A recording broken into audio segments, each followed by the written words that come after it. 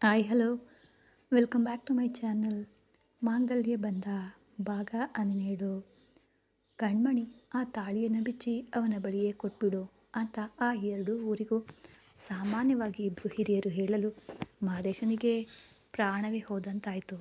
ಕಣ್ಮಣಿಗೂ ಅದೇ ಸ್ಥಿತಿ. ಆದರೂ ಅವಳು ಸ್ವಲ್ಪನೂ ಕೂಡ ತಡ ಮಾಡದೆ ಅವನು ಕಟ್ಟಿದ ತಾಳಿಯನ್ನು ಅವನ ಕಣ್ಮುಂದೆಯೇ ಬಿಚ್ಚಿ ಅವನ ಕೈಯಲ್ಲಿ ಕೊಟ್ಬಿಟ್ಲು. ಒಡೆದ ಸ್ಥಿತಿಯಲ್ಲಿ ಚೇತನ ಇಲ್ಲದವನಂತಾದನು ಮಾದೇಶ. ಅಷ್ಟೇ, ಪಂಚಾಯಿತಿ ಮುಗೀತು.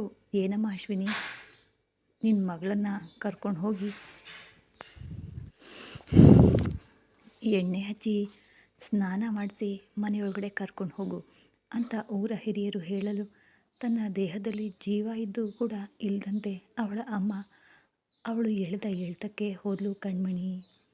ಅದನ್ನೇ ನೋಡ್ತಾ ನಿಶ್ಚಲ ಸ್ಥಿತಿಯಲ್ಲಿ ಮುಂದೆ ಏನು ಮಾಡೋದು ಅಂತ ಊಹಿಸಲು ಆಗದ ಆ ಸಮಯದಲ್ಲಿ ಓಡಿ ಬಂದನು ಪ್ರಕಾಶ್. ಮಚ್ಚ, ನಾವು ಮೋಸ ಹೋದ್ವಿ ಕಣೋ, ಮೋಸ ಹೋಗ್ಬಿಟ್ವಿ. ನಮ್ಮ ಅಮ್ಮ ನಮ್ಮನ್ನು ಬಿಟ್ಟು ಹೋಗ್ಬಿಟ್ಲು ಕಣೋ ಅಂತ ಕೂಗುತ್ತಾ ಅಳಲು ಮಹದೇಶ್ಗೆ ಪ್ರಾಣನೇ ಹೋದಂತಾಯಿತು. ಅವಳು ಬಿಚ್ಚಿಕೊಟ್ಟ ತಾಳಿ ಅವನ ಕೈಯಲ್ಲಿ ಇರಲು ಏನು ಹೇಳ್ತಿದೀಯಾ ಅಂತ ತನ್ನ ಸ್ನೇಹಿತನನ್ನು ಹಿಡಿದು ಕೇಳಿದನು ಮಹದೇಶ. ಅಲ್ಲಿಂದ ಎಲ್ಲರೂ ಆಘಾತದಿಂದ ನೋಡ್ತಾ ಇರಲು ಇಲ್ಲಿ ನಡೆಯುವ ಪಂಚಾಯಿತಿಯನ್ನು ಅಮ್ಮ ನೋಡಬೇಕು ಅಂತ ಹೇಳಿದ್ದಕ್ಕೆ ನಮ್ಮ ಮಾರಿಮುತ್ತು ವಿಡಿಯೋ ಕಾಲ್ ಮಾಡಿದ್ದ. ನಾನು ಅಮ್ಮನ ಪಕ್ಕದಲ್ಲೇ ಇದ್ದೆ. ನನ್ನ ಫೋನ್ನಲ್ಲಿ ಅಮ್ಮ ನೋಡ್ತಾ ಇದ್ರು ಕಣೋ. ಹೀಗೊಂದು ಅನಾಹುತ ನಡೆಯುತ್ತೆ ಅಂತ ನಾವು ನಿರೀಕ್ಷಿಸಿರಲಿಲ್ಲ. ಆ ಹುಡುಗಿ ತಾಳಿ ಬಿಚ್ಚಿ ನಿನ್ನ ಕೈಲಿ ಕೊಡೋದನ್ನು ನೋಡಿದ ಅಮ್ಮ ಆ ನಿಮಿಷವೇ ಎದೆ ಹಿಡ್ಕೊಂಡು ಕೆಳಗಡೆ ಬಿದ್ದುಬಿಟ್ಲು ಕಣೋ. ಅವಳ ಪ್ರಾಣ ಹೋಯಿತು ಕಣೋ ಅಂತ ಹೇಳಿ ಮುಗಿಸಲು ಹಾಗೆಯೇ ಅದೇ ಜಾಗದಲ್ಲಿ ಬಿದ್ದುಬಿಟ್ಟನು ಮಹದೇಶ. ಇಲ್ಲ, ನನ್ನಮ್ಮ ನನ್ನನ್ನು ಬಿಟ್ಟು ಹೋಗಲ್ಲ, ಇಲ್ಲ ಎಂದು ಕೂಗಿ ಅತ್ತನು. ನೋಡುವವರ ಕಣ್ಣಲ್ಲಿ ನೀರು ಬಂತು. ದೊಡ್ಡ ಕುಟುಂಬಕ್ಕೆ ಸೇರಿದವರೆಲ್ಲರೂ ಹೊರಟು ಬಿಡಲು ಸಾಮ್ರಾಟ್ಗೆ ಅವನ ಬಿಟ್ಟು ಹೋಗಲು ಮನಸ್ಸೇ ಇರಲಿಲ್ಲ. ಆದರೆ ಸುರೇಶ್ ಅವನ ಕೈಯನ್ನು ಗಟ್ಟಿಯಾಗಿ ಹಿಡಿದು ಎಳ್ಕೊಂಡು ಹೋಗಲು ಅವನ ದೃಷ್ಟಿ ಅವನ ಕಡೆಗೇನೆ ಇತ್ತು. ಅವರ ಕಾರ್ ಕೂಡ ಹೊರಟು. ಇಲ್ಲ ಕಣೋ, ನನ್ನಮ್ಮ ನನ್ನ ಬಿಟ್ಟು ಹೋಗಲ್ಲ ಕಣೋ, ನನ್ನನ್ನು ಅನಾಥನನ್ನಾಗಿ ಬಿಟ್ಟು ನನ್ನಮ್ಮ ಹೋಗಲ್ಲ ಅಂತ ಸ್ನೇಹಿತನ ಬಳಿ ಹೇಳಿ ಅತ್ತನು ಮಹದೇಶ. ಬಾ ಮಚ್ಚ, ಮನೆಗೆ ಹೋಗೋಣ ಅಂದಾಗ ತನ್ನ ಸ್ಥಿತಿಯಲ್ಲೇ ಮಹದೇಶ ಇಲ್ಲ. ಊರ ಜನರು ಕಷ್ಟಪಟ್ಟು ಅವನನ್ನು ಮನೆಗೆ ತಲುಪಿಸಿದ್ರು. ಅವನ ಅಮ್ಮನನ್ನು ಹೆಣವಾಗಿ ಆ ನಡು ಮನೆಯಲ್ಲಿ ನೋಡಿದವನಿಗೆ ಮೈ ನಡುಗಿ ಹೋಯಿತು. ಇತ್ತ ಹೀಗೆ ಹತ್ತು ಏನು ಪ್ರಯೋಜನ ಕಣ್ಮಣಿ, ನೀನು ಮಾಡಿದ್ರಿಂದ ಈಗ ನಿನ್ನ ಜೀವನ ನೋಡು ಹೇಗಾಗಿ ಹೋಯಿತು. ಈ ಮನೆ ಗಂಡಸರಿಗೆಲ್ಲ ಮನಸ್ಸಾಕ್ಷಿ ಇದೆಯಾ ಇಲ್ವಾ ಅಂತಾನೆ ಗೊತ್ತಿಲ್ಲ. ಯಾಕೆ ಹೀಗಿದ್ದಾರೋ ಅದಕ್ಕೆ ನೀನು ಅವರಿಗೆ ಅನುಕೂಲ ಆಗುವಂತೆ ನಡ್ಕೊಂಡು ಬಿಟ್ಟಿಯಲ್ಲ ಅಂತ ಆಕ್ರೋಶದಿಂದ ಮಾತನಾಡಿದ್ಲು ರಾಶಿಕಾ. ಈಗಷ್ಟೇ ಕಣ್ಮಣಿ ಮಾತನಾಡಲು ಆರಂಭಿಸಿದ್ಲು. ಅಕ್ಕ, ನಿಮಗೆ ಗೊತ್ತಿಲ್ಲ ಅಕ್ಕ, ನನಗೆ ನನ್ನ ಮಾವನೇ ಪ್ರಾಣ. ನನಗೆ ಬುದ್ಧಿ ತಿಳಿದ ದಿನದಿಂದ ನನ್ನ ಮಾವನನ್ನು ನೆನೆಸ್ಕೊಂಡೇ ಬದುಕ್ತಾ ಇದ್ದೇನೆ. ಅಂಥವನನ್ನು ನಾನು ಹೇಗೆ ಅಸಹ್ಯಪಡಿಸಿ ಬರ್ತೇನೆ. ಬೆಳಗ್ಗೆ ಮನೆಯಲ್ಲಿ ಎಲ್ಲರೂ ಬಂದು ಮಾತನಾಡ್ತಾಯಿದ್ರು. ಆಗಲೂ ನನ್ನ ಮಾವ ಇದ್ದಾರೆ ಅನ್ನೋ ಧೈರ್ಯದಲ್ಲೇ ಇದ್ದೆ ಅಕ್ಕ. ಬೆಳಗ್ಗೆ ನನಗೆ ಫೋನ್ ಬಂತು, ಯಾರು ಅಂತ ನೆನೆಸಿ ಫೋನ್ನ ಅಟೆಂಡ್ ಮಾಡಿದೆ. ಮಾತಾಡಿದ್ದು ನಮ್ಮ ಚಿಕ್ಕಜ್ಜ. ಅವರು ಹೇಳಿದ ಮಾತು ಕೇಳಿ ನನ್ನ ಕರುಳೆ ನಡುಗಿ ಹೋಯಿತು. ಏನು ಹೇಳಿದರು ಗೊತ್ತಾ ಅಕ್ಕ ಅಂತ ಅವಳು ಹೇಳಲು, ಹೆಣ್ಮಕ್ಳೆಲ್ಲರೂ ಏನು ಕಣ್ಮಣಿ, ಏನು ಹೇಳ್ತಿದೀಯಾ, ಚಿಕ್ಕ ಮಾವ ಫೋನ್ ಮಾಡಿದ್ರಾ ಅಂತ ಎಲ್ಲರೂ ಕೇಳಲು, ಹೌದು, ನನ್ನ ಅಮ್ಮ ಅಪ್ಪ ಲವ್ ಮ್ಯಾರೇಜ್ ಮಾಡಿಕೊಂಡ್ರು. ನಾನು ಅಮ್ಮನ ಹೊಟ್ಟೆಯಲ್ಲಿ ಇದ್ದಿದ್ದರಿಂದ ನಮ್ಮ ಅಪ್ಪ ಅಮ್ಮನನ್ನು ಬೇರ್ಪಡಿಸ್ಲಿಲ್ವಂತೆ. ಅಮ್ಮ ಚಿಕ್ಕ ವಯಸ್ಸಿನಲ್ಲೇ ಹೇಳಿದ್ದಾರೆ. ಇವತ್ತು ಬೆಳಗ್ಗೆ ಅಜ್ಜ ಅದನ್ನೇ ಕೂಡ ಹೇಳಿದರು.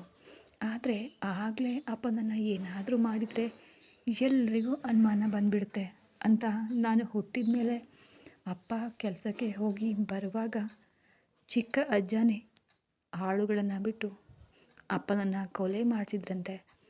ಯಾರಿಗೂ ಅನುಮಾನ ಬರದ ಹಾಗೆ ಅಪ್ಪನನ್ನು ಕೊಂದುಬಿಟ್ಟು ನೇಣಿಗೆ ತೂಗು ಹಾಕಿದ್ರಂತೆ. ಅವರು ಆತ್ಮಹತ್ಯೆ ಮಾಡ್ಕೊಂಡ ಹಾಗೆ ಸೆಟಪ್ ಕೂಡ ಮಾಡಿದ್ರಂತೆ. ಇದನ್ನು ಕೇಳಿದ ಕೂಡಲೇ ಅಶ್ವಿನಿಗೆ ರಕ್ತ ಕುದಿಯಿತು. ನೀನು ಮಾತ್ರ ಪಂಚಾಯಿತಿಯಲ್ಲಿ ಬಂದು ನಾವು ಹೇಳ್ದ ಹಾಗೆ ಹೇಳಿ ಮಾದೇಶ್ ಕಟ್ಟಿದ ತಾಳಿಯನ್ನು ನೀನು ಬಿಚ್ಚಿಕೊಟ್ಟು ಬರದೇ ಇದ್ದರೆ ಖಂಡಿತ ನಿನ್ನ ಗಂಡನನ್ನು ಇದೇ ರೀತಿ ಕೊಂದುಬಿಡ್ತೀನಿ ಅಂತ ಹೇಳಿದರು. ನನಗೆ ಯಾವ ಅಪಾಯ ಬಂದರೂ ನನ್ನ ಮಾವ ನನ್ನನ್ನು ಕಾಪಾಡ್ಕೊಳ್ತಾರೆ. ಅದರಲ್ಲಿ ನನಗೆ ಯಾವ ಅನುಮಾನವೂ ಇಲ್ಲ. ಅವರೀಗ ಕಷ್ಟಪಟ್ಟು ಈಗ ತಾನೇ ಮುಂದೆ ಬಂದಿದ್ದಾರೆ. ಅಜ್ಜಿ ಕೂಡ ನೆಮ್ಮದಿಯಾಗಿದ್ದಾರೆ. ಹೊರಗೆ ಹೋಗಿ ಬರುವ ಮನುಷ್ಯನನ್ನು ಯಾವುದಾದ್ರೂ ಒಂದು ಸಂದರ್ಭದಲ್ಲಿ ಇವರು ನನ್ನ ಮಾವನನ್ನು ಕೊಂದುಬಿಟ್ರೆ ನಾನು ಏನು ಮಾಡಲಿ? ನನ್ನ ಮಾವ ನನ್ನನ್ನು ಬಯಸದೇ ಇದ್ದರೂ ಪರವಾಗಿಲ್ಲ, ನಾನು ಇಲ್ಲದೇ ಇದ್ದರೂ ಚೆನ್ನಾಗಿರ್ತಾರೆ. ನಾನು ಜೊತೆಗಿದ್ದು ಅವರನ್ನು ಕೊಲ್ಲಲು ನನಗೆ ಇಷ್ಟ ಇಲ್ಲ. ಅದಕ್ಕೆ ತಾನೇ ನಾನು ಕಷ್ಟಪಟ್ಟರೂ ಪರವಾಗಿಲ್ಲ, ಈ ಮನೆಯಲ್ಲಿ ಹೇಗೋ ಬದುಕಿ ಸತ್ತವಳ ಹಾಗೆ ಇದ್ಬಿಡ್ತೇನೆ. ನನಗೆ ಗೊತ್ತು ನನ್ನ ಮಾವನ ಮನಸ್ಸಿನಲ್ಲಿ ನಾನಿದ್ದೇನೆ ಅಂತ. ಆ ನೆನಪಿನಲ್ಲೇ ಈ ಜನ್ಮವನ್ನು ನಾನು ಕಳೆದುಬಿಡ್ತೀನಿ. ಆದರೆ ನನ್ನ ಮಾವನಿಗೆ ಏನಾದರೂ ಆದರೆ ಆಮೇಲೆ ನಾನು ಜೀವಂತವಾಗಿ ಕೂಡ ಇರೋದಿಲ್ಲ. ನಾನು ಮಾತ್ರ ತಾಳಿಯನ್ನು ಬಿಚ್ಚಿಕೊಟ್ಟು ಬಂದುಬಿಟ್ರೆ ಯಾವ ಸನ್ನಿವೇಶದಲ್ಲೂ ನನ್ನ ಮಾವನನ್ನು ಏನೂ ಮಾಡೋದಿಲ್ಲ ಅಂತ ಚಿಕ್ಕಜ್ಜ ನನಗೆ ಕುಲದೇವತೆ ಮೇಲೆ ಆಣೆ ಮಾಡಿ ಹೇಳಿದ್ದಾರೆ. ಆ ಧೈರ್ಯದಲ್ಲೇ ನಾನು ಹಾಗೆ ಮಾಡಿದೆ ಅಕ್ಕ. ನನ್ನ ಗಂಡ ತುಂಬ ಒಳ್ಳೆಯವರು, ಯಾರಿಗೂ ಯಾವಾಗಲೂ ಕೆಟ್ಟದನ್ನು ನೆನೆಸ್ತವ್ರಲ್ಲ, ಅವರು ಚೆನ್ನಾಗಿರಬೇಕು. ಅದಕ್ಕಾಗಿಯೇ ಅಂದವಳು ಮತ್ತೆ ರಾಶಿಕಾ ಭುಜದ ಮೇಲೆ ಒರಗಿ ಅಳಲು. ಅಲ್ಲಿದ್ದ ಹೆಣ್ಮಕ್ಳೆಲ್ಲರಿಗೂ ಅಷ್ಟು ಕೋಪ ಬಂತು. ತನ್ನೊಳಗೆ ಏನೋ ಒಂದು ನಿರ್ಧಾರವನ್ನು ಸ್ಪಷ್ಟವಾಗಿ ತೆಗೆದುಕೊಂಡು ಬಿಗಿದ ಮುಖಗಳೊಂದಿಗೆ ಕುಳಿತಿದ್ಲು ಅಶ್ವಿನಿ. ಇದುವರೆಗೂ ಎದುರು ಮಾತನಾಡದ ಹಿರಿಯ ಸೊಸೆಗೂ ಈಗ ತಾನೇ ಕೋಪ ಬಂತು. ಆಗ ನೀರು ಇದಕ್ಕೂ ಮೇಲೆಯೂ ಇವರ ಆ ಕಥೆಯನ್ನು ಸಹಿಸ್ಕೊಂಡು ಈ ಮನೆಯಲ್ಲಿ ಇರಬೇಕಾ? ಇನ್ಮೇಲೆ ನಾನು ಇಲ್ಲಿ ಇರೋದಿಲ್ಲ, ನಾನು ಈಗಲೇ ಹೊರಡ್ತೀನಿ. ನೀವು ಇಷ್ಟು ವರ್ಷ ಸಹಿಸ್ಕೊಂಡು ಇದ್ಬಿಟ್ರಿ ಅತ್ತೆ, ಇನ್ಮೇಲೆ ನನ್ನಿಂದ ಇಲ್ಲಿ ನಿಭಾಯಿಸಲು ಸಾಧ್ಯ ಇಲ್ಲ ಅಂತ ಕೋಪದಿಂದ ಎದ್ಲು ನೀಲು. ಈಗೇನು ಮಾಡಲಿದ್ದೀಯಾ ನೀಲು ಅಂತ ಸಾಮ್ರಾಟ್ನ ಹಿರಿಯ ಅತ್ತಿಗೆ ಕೇಳಲು, ಅತ್ತೆ ನಾನು ನನ್ನ ಅಮ್ಮನ ಮನೆಗೆ ಹೋಗ್ತಾ ಇದ್ದೀನಿ. ಇಲ್ಲಿರುವ ಮನುಷ್ಯರಿಗೆ ಹೆಣ್ಮಕ್ಳ ಬೆಲೆನೇ ತಿಳಿದಿಲ್ಲ. ನಾವು ಧೈರ್ಯ ಮಾಡಿ ಹೊರಗೆ ಹೋದರೆ ತಾನೇ ಸ್ವಲ್ಪ ಆದರೂ ಹೆಂಗಸರು, ರಕ್ತ ಮಾಂಸವಿರುವ ಮನುಷ್ಯರು ಅನ್ನೋದು ಅವ್ರಿಗೆ ಅರ್ಥ ಆಗೋದು. ಇವರೆಲ್ಲ ಯಾವ ಕಾಲದಲ್ಲಿದ್ದಾರೆ ಅಂತ ಕೋಪವಾಗಿ ಅವಳು ಮಾತನಾಡ್ತಾ ಇರಲು ಆಗಲೇ ರಾಶಿಕಾ ಕೂಡ, ನೀಲು ನೀನು ಹೇಳ್ತಾ ಇರೋದು ಸರಿಯಾಗಿದೆ, ಈಗ ನಾನು ಕೂಡ ಹೊರಡ್ತಾ ಇದ್ದೀನಿ. ಈಗ ನಡೀತಾ ಇರುವ ಸಮಸ್ಯೆಯನ್ನು ಇವರೆಲ್ಲರೂ ಇನ್ನೂ ಊರಿ ದೊಡ್ಡದು ಮಾಡೋದ್ರೊಳಗಡೆ ನಾವು ಇದನ್ನು ಖಂಡಿತ ಸರಿ ಮಾಡಬೇಕು ಅಂದವಳು. ಇಲ್ಲಿ ನೋಡು ಕಣ್ಮಣಿ, ಇವರ ಬೆದರಿಕೆಗೆ ಹೆದರಿ ನಿನ್ನ ಜೀವನವನ್ನು ನೀನು ಹಾಳು ಮಾಡ್ಕೊಳ್ಬೇಡ. ಕಾಲ ಎಷ್ಟೇ ಬದಲಾಗಿ ಹೋಗಿದೆ, ಹೆಣ್ಮಕ್ಕಳಿಗೆ ರಕ್ಷಣೆ ಎಷ್ಟು ಕಾನೂನುಗಳು ಬಂದಿವೆ ಗೊತ್ತಾ? ಇನ್ನೂ ಇವರ ಬೆದರಿಕೆಗೆ ಹೆದರ್ತೀಯಾ? ನೀನು ಬಾ, ಕಮಿಷನರ್ ಆಫೀಸ್ಗೆ ಹೋಗಿ ಕಂಪ್ಲೇಂಟ್ ಕೊಡೋಣ. ನಿನ್ನ ಗಂಡನಿಗೂ ನಿನಗೂ ಇವರಿಂದ ಅಪಾಯ ಇದೆ ಅಂತ. ಅದಾದಮೇಲೆ ಇವರಿಂದ ಏನು ಮಾಡಲು ಸಾಧ್ಯ ಇಲ್ಲ ಅಂತ ಆವೇಶವಾಗಿ ರಾಶಿಕಾ ಹೇಳಿದ್ಲು. ಮುಂದಿನ ಹೆಜ್ಜೆ ಹೊರಗಿಂದ ಹೊಳೆಯೋಗಿ ಮನೆಯೊಳಗೆ ಇಡಲಿಲ್ಲ. ಅವನ ಅಮ್ಮ ಹೇಳಿದ ಮಾತು ಅವನ ಕಿವಿಯಲ್ಲಿ ಮೊಳಗಿತು. ಇತ್ತ ಮಾದೇಶನ ಮನೆಯಲ್ಲಿ ಕಣ್ಮಣಿ ಇಲ್ಲದೆ ಯಾವುದೇ ಕಾರಣಕ್ಕೂ ಈ ಮನೆಯೊಳಗಡೆ ನೀನು ಬರಬಾರ್ದು ರಾಜ ಅಂತ ಕೊನೆಯದಾಗಿ ಹೇಳಿದ ಮಾತು ಕಿವಿಯಲ್ಲಿ ಮೊಳಗಲು ಆಗಲೇ ತನ್ನ ಪಂಚೆಯನ್ನು ಮಡಚಿ ಕಟ್ಟಿದವನು ಆಗಲೇ ಅಲ್ಲಿಂದ ತನ್ನ ಕಾರ್ನಲ್ಲಿ ಹೊರಟ ಮಾದೇಶ. ದೊಡ್ಡ ಮನೆಗೆ ಕರ್ಕೊಂಡು ಹೋಗಲ್ಪಟ್ಟ ಕಣ್ಮಣಿಯು ಕಣ್ಣಲ್ಲಿ ಕಣ್ಣೀರಿನೊಂದಿಗೆ ಗೇಟ್ನ ಹೊರಗೆ ಕುಳಿತಿರಲು ಆ ಮನೆಯ ಮುದುಕಿಯರು ಅವಳ ತಲೆಗೆ ಎಣ್ಣೆ ಇಟ್ಟು ತಲೆಗೆ ನೀರು ಸುರಿಯಲು ಸ್ವಲ್ಪವಾಗಿ ಅವಳ ಜೀವ ಹೋಗ್ತಾ ಇತ್ತು. ಮುಂದಿನ ನಿಮಿಷ ಬದುಕಿರಲೇಬಾರ್ದು ಅನ್ನೋ ಮನಸ್ಥಿತಿಯಲ್ಲಿ ಅವಳು ಇದ್ಲು. ಆ ಮನೆಯ ಹಿರಿಯರು, ಕಣ್ಮಣಿ ತೋಟದ ಮನೆಯಲ್ಲೆಲ್ಲ ಇರೋದು ಬೇಡ, ಅಶ್ವಿನಿ ಕೂಡ ಇನ್ಮುಂದೆ ನಮ್ಮ ಮನೆಯಲ್ಲೇ ಇರಲಿ, ಇನ್ಮೇಲೆ ಅವಳು ನಮ್ಮ ಮನೆ ಮಗಳು, ಏನೇ ಆಗಲಿ ಮದುವೆ ಮುಗಿದು ಒಂದು ರಾತ್ರಿ ಪೂರ್ತಿ ಅವನ ಜೊತೆ ಇದ್ಬಿಟ್ಲು. ಶೀಲಾ ಕಳೆದ್ಮೇಲೆ ಇನ್ನು ಬೇರೆ ಮನೆಗೆ ಹೋಗುವ ಯೋಗ್ಯತೆ ಇವಳಿಗೆ ಇಲ್ಲ. ಕಪ್ಪು ಸೀರೆಯನ್ನು ಉಡಿಸಿ ಒಂದು ಮೂಲೆಯಲ್ಲಿ ಕೂರಿಸಿರಿ, ಇನ್ನು ಇವಳು ಜೀವನ ಪೂರ್ತಿ ಸುಮಂಗಲಿ ಅಲ್ದವಳಾಗಿ ಇದೇ ಮನೆಯಲ್ಲಿ ಇರಲಿ ಅಂತ ಸಾಮ್ರಾಟ್ನ ತಂದೆ ಹೇಳಿದರು. ಆಗಲೇ ಅಶ್ವಿನಿಗೆ ತಾನು ಮಾಡಿದ ಮೂರ್ಖತನ ಅರ್ಥ ಆಯಿತು. ಅಯ್ಯೋ, ನನ್ನ ಮಗಳ ಜೀವನವನ್ನು ನಾನೇ ನಾಶ ಮಾಡಿಬಿಟ್ನಲ್ಲ ಅಂತ ಎದೆ ಮೇಲೆ ಪಡ್ಕೊಂಡು ಅಳಲು. ಈಗಲೇ ಅಳಬೇಡಮ್ಮ, ಆ ಮೇಲೆ ನಾಳೆ ಅಳಲು ಕಣ್ಣೀರು ಇರೋದಿಲ್ಲ ಅಂತ ಹೇಳಿದ್ಲು. ಕಣ್ಮಣಿ ಹಿರಿಯರು ಹೇಳಿದಂತೆ ಅವಳನ್ನು ಪಕ್ಕದಲ್ಲಿದ್ದ ಮನೆಗೆ ಕರ್ಕೊಂಡು ಹೋಗಿ ಕಪ್ಪು ಸೀರೆ ಉಡಿಸಿ ಮತ್ತೆ ದೊಡ್ಡ ಮನೆಯೊಳಗಡೆ ಕರ್ಕೊಂಡು ಹೋದರು. ಒಳಗೆ ಹೋದ ಕೆಲವೇ ನಿಮಿಷಗಳಲ್ಲಿ ಮಹದೇಶ್ನ ಕಾರು ಅವರ ಮನೆ ಬಾಗಿಲಲ್ಲಿ ಬಂದು ನಿಂತಿತ್ತು. ಕಣ್ಮಣಿ ಕಣ್ಮಣಿ ಅಂತ ಆಕ್ರೋಶವಾಗಿ ಅವನು ಕೂಗಿದ ಶಬ್ದದಲ್ಲಿ ಎಲ್ಲರೂ ಹೊರಗೆ ಬಂದು ನೋಡಲು ಕೈಯಲ್ಲಿ ತಾಳಿಯೊಂದಿಗೆ ನಿಂತಿದ್ದನು ಮಹದೇಶ. ಏನೋ ಪಂಚಾಯಿತಿ ಮುಗಿದು ಹೋಯಿತು, ಇಲ್ಲಿ ಬಂದು ಏನು ತಾಳಿ ಹಿಡಿದು ಕಣ್ಮಣಿ ಅಂತ ಕೂಗ್ತಿದೀಯಾ? ಸತ್ ಹೋದ ನಿನ್ನ ಅಮ್ಮನನ್ನು ತೆಗೆದು ಹಾಕಲು ಯೋಗ್ಯತೆ ಇಲ್ಲದೆ ಇಲ್ಲಿ ಬಂದು ನಿಂತಿದೀಯಾ ಅಂತ ವ್ಯಂಗ್ಯವಾಗಿ ಅವನ ತಂದೆ ಕೇಳಿದರು. ಕೋಪ ತಡ್ಕೊಳ್ಳಾಗಲಿಲ್ಲ. ನಿನ್ನನ್ನು ಕೊಂದರೂ ನನ್ನ ಸಿಟ್ಟು ತೀರೋದಿಲ್ಲ. ನನ್ನ ತಾಯಿಗಾಗಿ ಮಾತ್ರ ನಾನು ಇಷ್ಟು ದಿನ ತಾಳ್ಮೆಯಾಗಿ ಇದ್ದೆ. ತುಂಬ ಹೆಚ್ಚಾಗಿ ಮಾತಾಡ್ತಿದ್ದೀಯ. ನಿಮ್ಮ ಯಾರ ಬಳಿಯೂ ಭಿಕ್ಷೆ ಬೇಡುವ ಸ್ಥಿತಿಯಲ್ಲಿ ಈಗ ನಾನಿಲ್ಲ. ಕೇವಲ ಪ್ರೀತಿ ಅಂತ ಹೇಳಿ ಮದುವೆ ನಾಟಕ ಆಡಿ ಒಂದಿನ ನನ್ನ ಜೊತೆ ಸಂಸಾರ ನಡೆಸಿ ನನ್ನ ಅಮ್ಮನನ್ನು ಕೊಂತ ಕೊಲೆಗಾರ್ತಿ ಇಲ್ಲೇ ಇದ್ದಾಳೆ, ಅವಳನ್ನು ಕರ್ಕೊಂಡು ಹೋಗಲು ಬಂದಿದ್ದೀನಿ ಅಂದಾಗ ಅವಳಿಗೆ ಎಣ್ಣೆ ನೀರು ಹಾಕಿ ತಲೆ ಮುಳುಗಿಸಿ ಕಪ್ಪು ಸೀರೆ ಉಡಿಸಿ ಯಾವಾಗಲೂ ಮೂಲೆಯಲ್ಲಿ ಕೂರಿಸಿ ಆಯಿತು.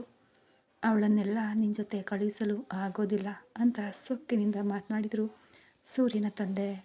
ಸಾಮ್ರಾಟ್ ಮತ್ತು ಸಾಮ್ರಾಟ್ನ ಅಣ್ಣಂದಿರು ಸೂರ್ಯ ಮಿಲ್ಗೆ ಹೋಗಿರಲು ಕೆಳಗಡೆ ಚಿಕ್ಕವರು ಮತ್ತು ದೊಡ್ಡವರು ಹಾಗೂ ಅವರ ಆಳುಗಳು ಮಾತ್ರ ಮಹದೇಶ್ನೊಂದಿಗೆ ಜಗಳ ಮಾಡ್ತಾಯಿದ್ರು. ಅದೇ ಸಮಯದಲ್ಲಿ ಅವನನ್ನು ಹಿಂಬಾಲಿಸಿ ಬಂದ ಪ್ರಕಾಶ್, ಅವನು ಕೂಡ ಮಹದೇಶನಿಗೆ ಬೆಂಬಲವಾಗಿ ಬಂದು ನಿಂತ. ಕೆಳಗಡೆ ಪ್ರತಿಯೊಬ್ಬರು ಮಾತನಾಡ್ತಾ ಸಮಸ್ಯೆಗಳು ನಡೀತಾ ಇರಲು ಕಣ್ಮಣಿ ಒಂದು ಕೋಣೆಯಲ್ಲಿ ಅಳ್ತಾ ಇದ್ಲು. ಅವಳ ಸುತ್ತ ರಾಶಿಕಾ, ನೀಲು, ಕಣ್ಮಣಿಯ ಅಮ್ಮ, ಸಾಮ್ರಾಟ್ನ ಅಮ್ಮ, ಸಾಮ್ರಾಟ್ನ ಅತ್ತಿಗೆಯರು ಕುಳಿತಿದ್ರು. ಸೂರ್ಯನ ಅಮ್ಮನನ್ನು ಬಿಟ್ಟು ಉಳಿದವರೆಲ್ಲರೂ ಅವಳಿಗೆ ಬೆಂಬಲವಾಗಿ ಅಲ್ಲಿ ನಿಂತಿದ್ರು. ಕಪ್ಪು ಸೀರೆಯಲ್ಲಿ ತಲೆ ಕೆದರಿಕೊಂಡು ತನ್ನ ಕಾಲುಗಳನ್ನು ಮಡಚಿ ಕುಳಿತು ಮೊಣಕಾಲುಗಳ ನಡುವೆ ಮುಖವನ್ನು ಉದುಗಿಸಿ ಅಳ್ತಾ ಇದ್ಲು ಕಣ್ಮಣಿ. ಮನಸ್ಸು ಕೇಳದ ರಾಶಿ ಅವಳ ತಲೆಯನ್ನು ಸವರಿ, ಇಲ್ಲಿ ನೋಡು ಕಣ್ಮಣಿ, ಯಾವುದಕ್ಕಾಗಿ ಹೀಗೆ ಮಾಡಿದೆ? ನಿನ್ನೆ ರಾತ್ರಿಯೆಲ್ಲ ನಿಮ್ಮ ಮಾವ ನಿಮ್ಮ ಮೇಲೆ ತುಂಬ ನಂಬಿಕೆಯಿಂದ ಹೇಳ್ಕೊಳ್ತಾ ಇದ್ರು. ನೀನಂದರೆ ಹೀಗೆ ಮಾಡಿದೀಯಾ? ಆಸೆಪಟ್ಟ ಜೀವನ ಸಿಕ್ಕಿಯೂ ಅದನ್ನು ಕಳ್ಕೊಂಡು ಯಾವುದಕ್ಕಾಗಿ ಕಣ್ಮಣಿ ಹೀಗೆ ಈ ಸ್ಥಿತಿಯಲ್ಲಿ ಬಂದು ಕುಳಿತಿದ್ದೀಯಾ ಅಂದ್ಲು ರಾಶಿಕಾ. ಇಲ್ಲಿದ್ದ ಹೆಣ್ಮಕ್ಕಳಿಗೆ ಮಹದೇಶ್ನ ಅಮ್ಮ ತೀರಿಕೊಂಡ ಸುದ್ದಿ ತಿಳಿದಿರಲಿಲ್ಲ. ಹೊರಗಡೆ ನಡೆಯೋದನ್ನು ಮನೆಯಲ್ಲಿ ಬಂದು ಹೇಳುವ ಅಭ್ಯಾಸ ಕೂಡ ಆ ಮನೆಯ ಗಂಡಸರಿಗೆ ಇರಲಿಲ್ಲ. ಹೆಣ್ಮಕ್ಳು ಏನೂ ತಿಳಿಯದೆ ಇಲ್ಲಿ ಮಾತನಾಡ್ತಾ ಇರಲು ಕಣ್ಮಣಿಯೋ ಅಳು ತಡೆಯಲಾಗದೆ ರಾಶಿಕಾಳನ್ನು ಗಟ್ಟಿಯಾಗಿ ತಪ್ಪಿಕೊಂಡು ಅಳ್ತಾ ಇದ್ಲು. ಅವಳು ಅಳ್ತಾ ಇರಲು ನೀಲು, ಅತ್ತು ಏನು ಮಾಡೋದು ಕಣ್ಮಣಿ, ಕಷ್ಟಪಟ್ಟು ನೀನು ಇಷ್ಟಪಟ್ಟ ಜೀವನ ಸಿಕ್ಕಿಯೂ ಅದನ್ನು ಹೀಗೆ ಕಳ್ಕೊಂಡು ಬಂದಿದೀಯಾ? ಹಾಗೇನು ನಿನಗೆ ಭಯ? ಒಂದು ವೇಳೆ ನಿಜವಾಗಿಯೂ ನಿನಗೆ ಮಹದೇಶ್ ಮಾವನ ಮೇಲೆ ಇಷ್ಟ ಇಲ್ಲದೆ ಮದುವೆ ಮಾಡ್ಕೊಂಡ್ಯಾ? ಹೇಳು ಕಣ್ಮಣಿ, ನೀನು ಯಾವ ಮಟ್ಟಕ್ಕೆ ಲವ್ ಮಾಡಿದೆ ಅಂತ ನನಗೂ ಗೊತ್ತು ಕಣ್ಮಣಿ ಅಂತ ನೀಲು ಹೇಳಿದ್ಲು. ನೀನು ಬಾ, ಕಮಿಷನರ್ ಆಫೀಸ್ಗೆ ಹೋಗೋಣ, ಕಂಪ್ಲೇಂಟ್ ಮಾಡೋಣ, ನಿನ್ನ ಗಂಡನಿಗೂ ನಿನಗೂ ಅಪಾಯ ಇದೆ ಅಂತ. ಅದಾದಮೇಲೆ ಅವರಿಂದ ಏನು ಮಾಡಲು ಸಾಧ್ಯ ಅಂತ ಆವೇಶವಾಗಿ ರಾಶಿಕಾ ಹೇಳಿದ್ಲು. ರಾಶಿಕಾ, ಅಕ್ಕ ನೀವು ಹೇಳೋದು ಸರಿ, ನನ್ನ ಗಂಡನು ಪೊಲೀಸ್ ತಾನೇ, IPS ಏನು ಪ್ರಯೋಜನ, ಹೊರಗೆ ನ್ಯಾಯವಾಗಿ ಇದ್ದಾರೆ, ನೀತಿ ನೇರ ನುಡಿ ಅಂತ ಹಾಡು ಹಾಡ್ತಾರೆ, ಆದರೆ ಕುಟುಂಬ ಅಂತ ಬರುವಾಗ ಅವರು ಸ್ವಾರ್ಥಿಯಾಗಿಯೇ ಇದ್ದಾರೆ. ಮೊದಲು ನಾವು ಮನೆಯನ್ನು ಬಿಟ್ಟು ಹೊರಗೆ ಬಂದರೆ ತಾನಾಗಿಯೇ ಈ ಎಲ್ಲ ಗಂಡಸರಿಗೆ ಬುದ್ಧಿ ಬರುತ್ತೆ ಅಂತ ನೀರು ಹೇಳಿದ್ಲು. ಈ ಕತೆ ಮುಂದುವರಿಯೋದು, ಮುಂದೆ ಏನಾಗುತ್ತೆ ಅಂತ ನೋಡೋದಕ್ಕೆ ಕಾಯ್ತಾ ಇರಿ. ಹಾಗೆ ಮೆಂಬರ್ಶಿಪ್ ತಗೊಂಡು ಸಪೋರ್ಟ್ ಮಾಡಿ. ಧನ್ಯವಾದಗಳು.